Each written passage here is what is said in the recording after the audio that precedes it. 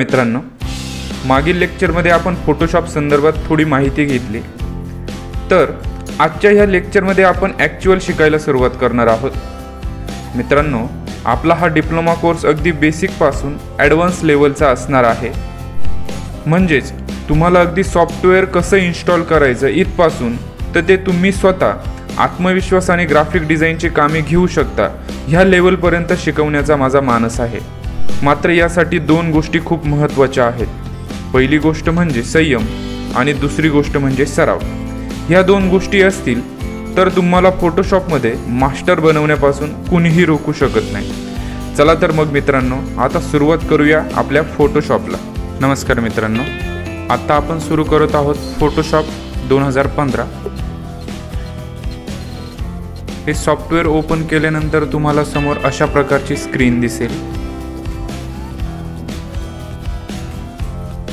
हे आहे ॲडोबी कंपनीचं फोटोशॉप 2015 सॉफ्टवेअर। मित्रांनो, ग्राफिक डिझाईन क्षेत्रात आज अनेक सॉफ्टवेअर वापरले जातात। त्यापैकी काही व्हेक्टर बेस असतील, काही रास्टर बेस असतील। तर फोटोशॉप हे सॉफ्टवेअर रास्टर बेस सॉफ्टवेअर आहे, म्हणजे हे लेअर वाईज काम करतं। फोटोशॉपचा वापर अनेक वेगवेगळ्या माध्यमातून केला जातो। मग त्यात मल्टीमीडिया असेल, आर्किटेक्चर असेल, फोटोग्राफर असेल, स्टुडंट असेल, टीचर असेल, ही लोक वेगवेगळ्या पद्धतीनं आपापल्या गरजेनुसार फोटोशॉपचा वापर करतात। ह्या कोर्समध्ये आपण अगदी सॉफ्टवेअर इन्स्टॉल कसे करायचे इथपासून सगळ्या गोष्टी शिकणार आहोत। तुम्हाला समोर स्क्रीनवरती दिसतंय, आम्ही तुम्हाला जी डाउनलोड लिंक दिली आहे त्या लिंकवरती क्लिक करून तुम्हाला सॉफ्टवेअर डाउनलोड करून घ्यायचे आहे। सॉफ्टवेअर डाउनलोड केल्यानंतर त्याची झिप फाईल डाउनलोड होईल। ती झिप फाईल तुम्हाला राईट क्लिक करून अनझिप करायची आहे। अनझिप करण्यासाठी तुमच्याकडे WinZip किंवा WinRR नावाचं सॉफ्टवेअर आवश्यक आहे। ते तुम्हाला नेटवरती आरामात सहजपणे उपलब्ध होऊन जाईल। फाईल अनझिप केल्यानंतर तुम्हाला फोटोशॉपचा सेटअप मिळेल। त्या सेटअपवरती फक्त डबल क्लिक करून तुम्हाला नेक्स्ट करून सॉफ्टवेअर इन्स्टॉल करायचे। इन्स्टॉल केल्यानंतर समोर अशा प्रकारचे आयकॉन दिसतील। त्यापैकी कुठल्याही एका आयकॉनवरती क्लिक करून तुम्हाला सॉफ्टवेअर ओपन करायचे। सॉफ्टवेअर ओपन केल्यानंतर जी मगाशी तुम्हाला स्क्रीन दाखवली त्या प्रकारची ही स्क्रीन तुम्हाला समोर दिसेल। मित्रांनो, हे आहे सॉफ्टवेअरचं वर्कस्पेस। आता तुम्ही जी समोर स्क्रीन बघत आहात फोटोशॉपची, तो आहे फोटोशॉपचा बाय डिफॉल्ट वर्कस्पेस। यात तुम्हाला तुमच्या गरजेनुसार वेगवेगळे वर्कस्पेस घेता येतात।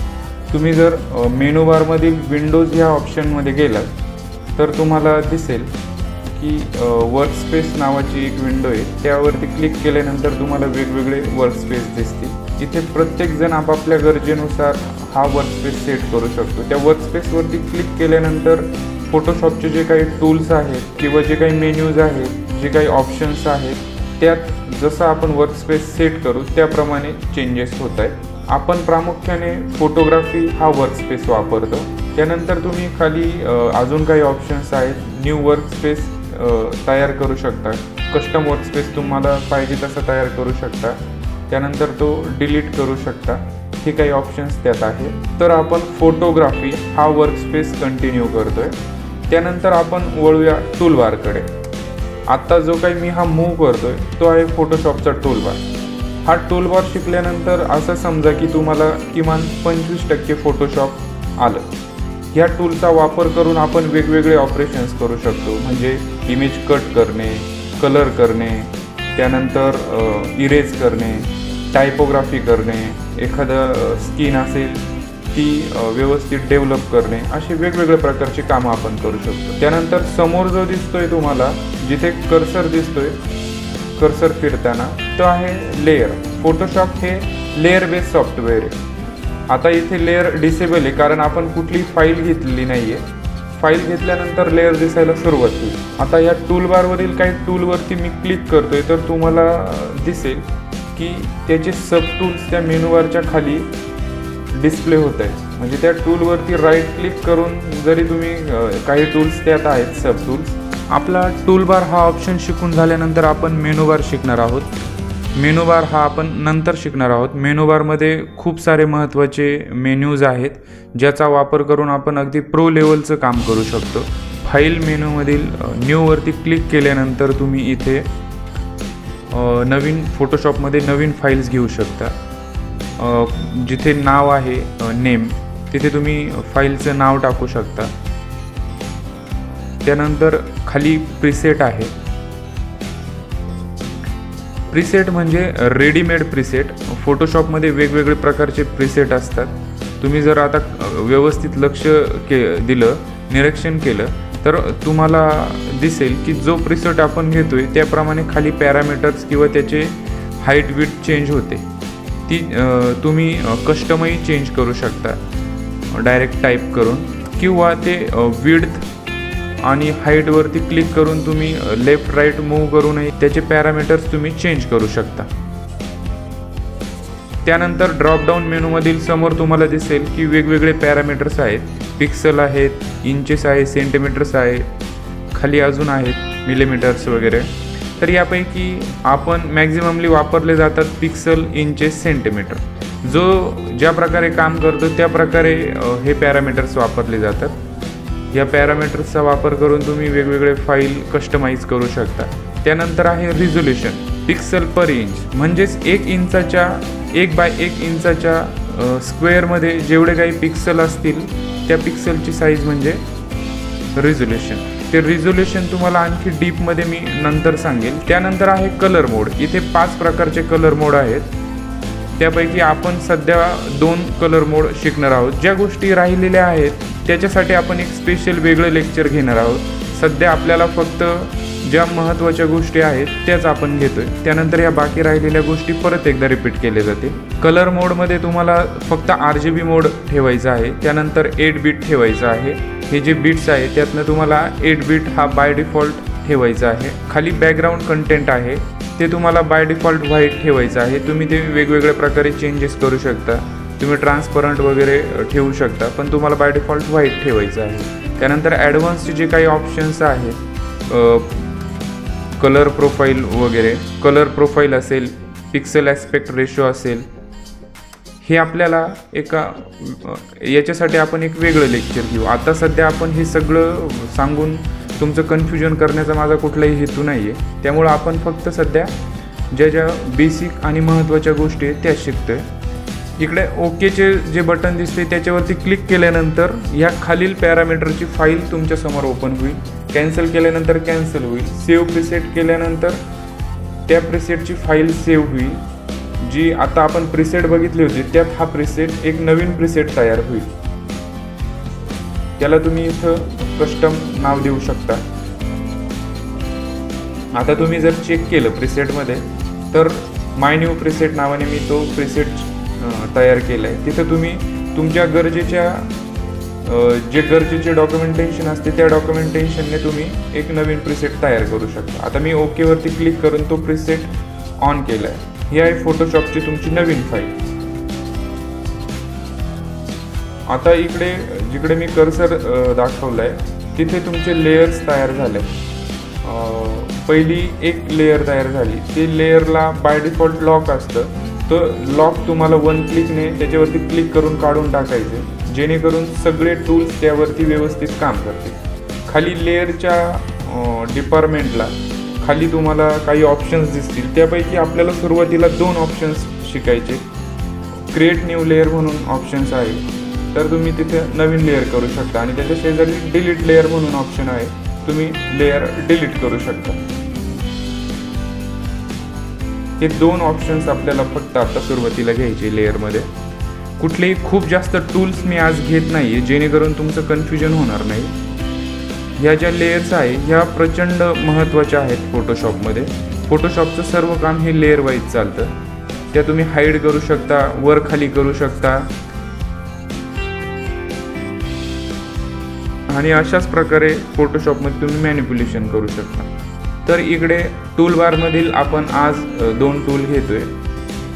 एक मूव्ह टूल आणि दुसरा आहे रेक्टँग्युलर मर्की टूल. तर त्यापैकी पहिला टूल आपण घेतोय रेक्टँग्युलर मर्की टूल. यात 4 सब टूल आहेत, पण त्यापैकी फक्त 2च टूलवरती आपल्याला काम करायचे. आता जे नवीन व्हर्जन आले त्यात हे जे त्यातले 2 बिनकामाचे टूल्स आहेत ते काढून टाकले गेले आहेत. मूव्ह टूलवरती क्लिक केल्यानंतर वर त्याचे सब टूल्स येत आहेत. त्यावरती जर तुम्ही बघाल तर तिथं ॲटो सिलेक्टवरती एक टिक मार्क आहे, ती तुम्हाला कंटिन्यू ऑन ठेवायची आहे, जेणेकरून तुम्ही जी लेअर सिलेक्ट कराल ती ॲटोमॅटिक मूव्ह होईल. जर ते ॲटो सिलेक्ट नसेल तर तुम्ही जी लेअर सिलेक्ट कराल तीच लेअर मूव्ह होईल, दुसरी लेअर तुम्हाला मूव्ह करता येणार नाही. त्यामुळे ती ॲटो सिलेक्टची टिक मार्क कंटिन्यू ऑन असावी. त्यानंतर आपण शिकतोय रेक्टेंग्युलर मर्की टूल. तर रेक्टेंग्युलर मर्की टूलने एक बेसिक कटिंग तुम्हाला करता येते. त्यात हे 4 सब ऑप्शन्स आहेत. त्यातील पहिले 2 ऑप्शन्स आपण घेतोय, शेवटचे 2 ऑप्शन कामाचे नाही आहेत, त्यामुळे ते घेण्यात अर्थ नाही आहे. तिथे आपल्याला वेळ वाया घालवायचा नाही.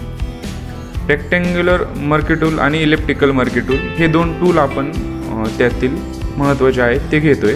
रेक्टेंग्युलर मर्की टूलचा वापर करून तुम्ही रेक्टेंगल ड्रॉ करू शकता. त्यासाठी राईट साईडने तुम्हाला माऊस दाबून ठेवायचा आहे आणि खाली खेचायचं आहे, जिकडे तुम्हाला टूल्स हे सिलेक्शन तयार करायचं आहे तिकडे. त्यानुसार पुढे तुम्हाला रेक्टेंगल किंवा इलिप्टिकल ड्रॉ होईल. आता वरती रेक्टेंग्युलर मर्की टूलवरती क्लिक केल्यानंतर तुम्हाला त्याचे सब टूल्स पुढे दिसतील. त्यातील जो पहिला टूल आहे तो बाय डिफॉल्ट तुमचा सिलेक्ट पाहिजे. त्यानंतर पुढे आहे ॲड सिलेक्शन टूल. आता ॲड सिलेक्शन टूलने काय होतं की तुमचं जे सिलेक्शन आहे त्यात आणखी तुम्ही सिलेक्शन ॲड करू शकता. त्याच्या नावावरूनच तुम्हाला अंदाज येईल.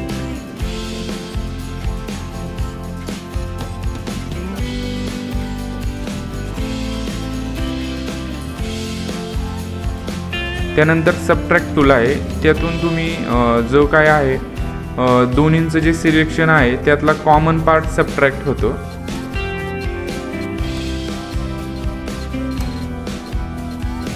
त्यानंतर आहे इंटरसेक्ट विथ सिलेक्शन. यामध्ये काय होतं, दोन्हींचा जो कॉमन पार्ट आहे तेवढा शिल्लक राहील, बाकीचं सगळं सिलेक्शन डिसिलेक्ट होईल. आता हे सिलेक्शन काढण्यासाठी तुम्हाला ऑप्शन्स आहे कंट्रोल D. हा शॉर्टकट तुम्ही लक्षात ठेवा. त्यानंतर आपण वळूया फिदर या ऑप्शनकडे. त्याच्यासाठी आपल्याला एक नवीन फाईल घ्यावी लागेल, जेणेकरून तुम्हाला त्याचा अंदाज येईल.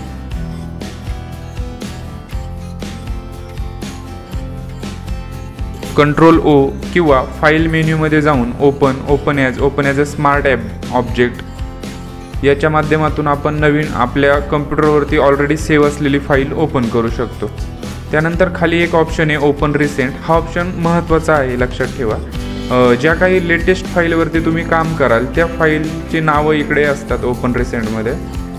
तर तुम्हाला म्हणजे दुसऱ्या कोणाच्या PCवरती जर तुम्ही काम करायला जाल तर तुम्हाला ते सापडावी लागत नाही, तुम्हाला सहजपणे इथे मिळून जाईल. तर आपण ओपनवरती क्लिक करून एक नवीन फाईल घेतोय फिदर संदर्भात तुम्हाला माहिती करून देण्यासाठी. फाईल ओपन झाली.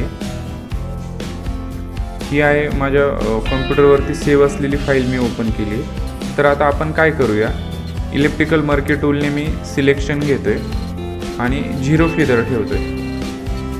सर्कल ड्रॉ केला आहे. एक गोष्ट लक्षात ठेवायची, तो लॉक 1 क्लिक करून काढून टाकायचा, जेणेकरून सगळे टूल्स व्यवस्थित काम करतील.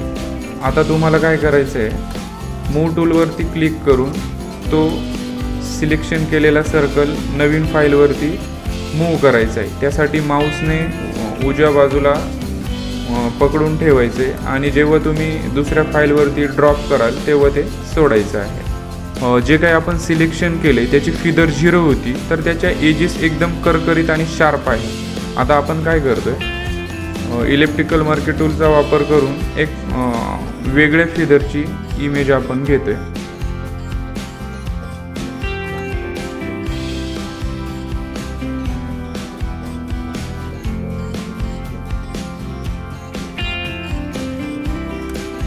आता इथं आपण 10 फिदर ठेवली आहे आणि त्यानंतर सिलेक्शन करून मूव्ह टूलने ती फाईल परत एकदा नवीन फाईलमध्ये मूव्ह केली. तर तुमच्या लक्षात येईल फिदर चेंज झाली की त्याच्या एजेसची जो धारदारपणा आहे तोही चेंज होतोय. जेव्हा फोटो मिक्सिंग करायचं असतं त्यावेळेस या फिदरचा आपल्याला उपयोग होतो.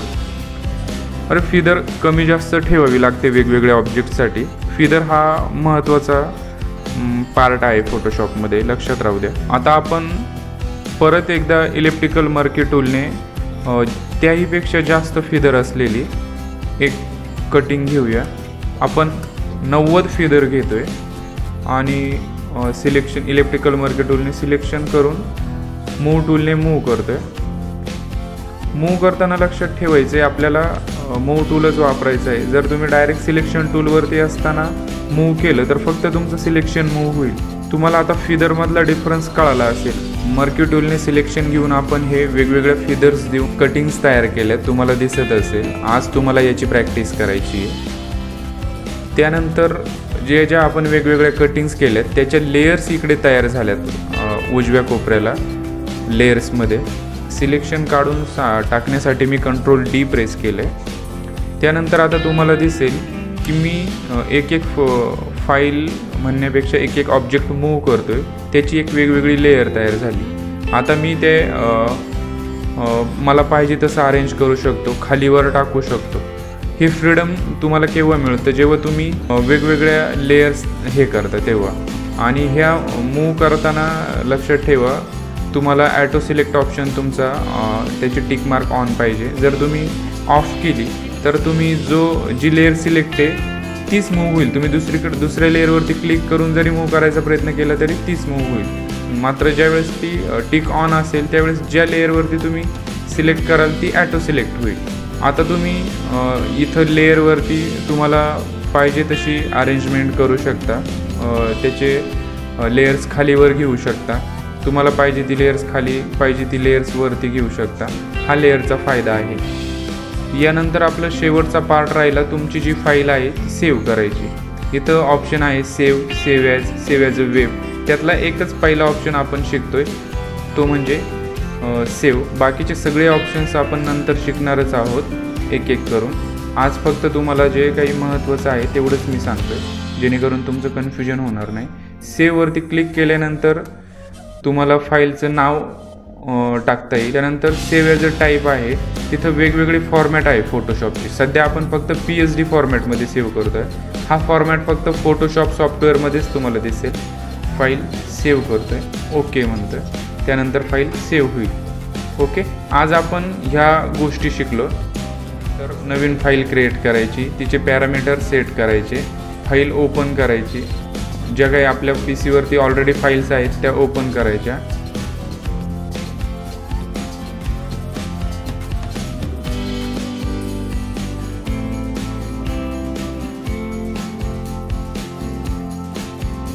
त्यानंतर आपण टूलबारमधील रेक्टँग्युलर मर्की टूल आणि मूव्ह टूल हे दोन टूल शिकलो.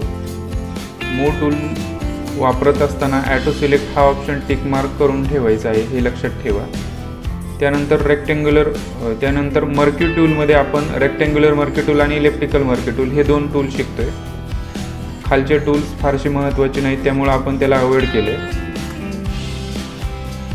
या टूलचे मर्की टूलचे सब टूल्स आहे add to selection tool, subtract selection, intersect selection आणि त्यानंतर फिदर.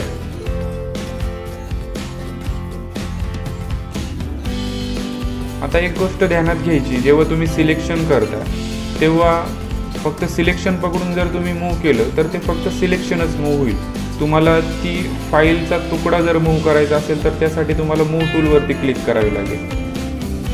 लेअरचा लॉक कंपल्सरी काढायचं, लक्षात राहू द्या. आज आपण ह्या सगळ्या गोष्टी शिकल्या आहोत. त्यानंतर आपण शिकलो लेयर. नवीन लेयर घ्यायची, लेयर त्याच्या शेजारचा टूल आहे डिलीट करायची. या दोन गोष्टी आपण लेअरमध्ये शिकलो. फोटोशॉपमध्ये लेयर खूप महत्त्वाची आहे, हे लक्षात राहू द्या. तर ओव्हरऑल आपण आज ह्या काही ज्या गोष्टी शिकलो आहोत त्याची तुम्ही प्रॅक्टिस करा. पुढच्या लेक्चरमध्ये आपण आणखीन नवीन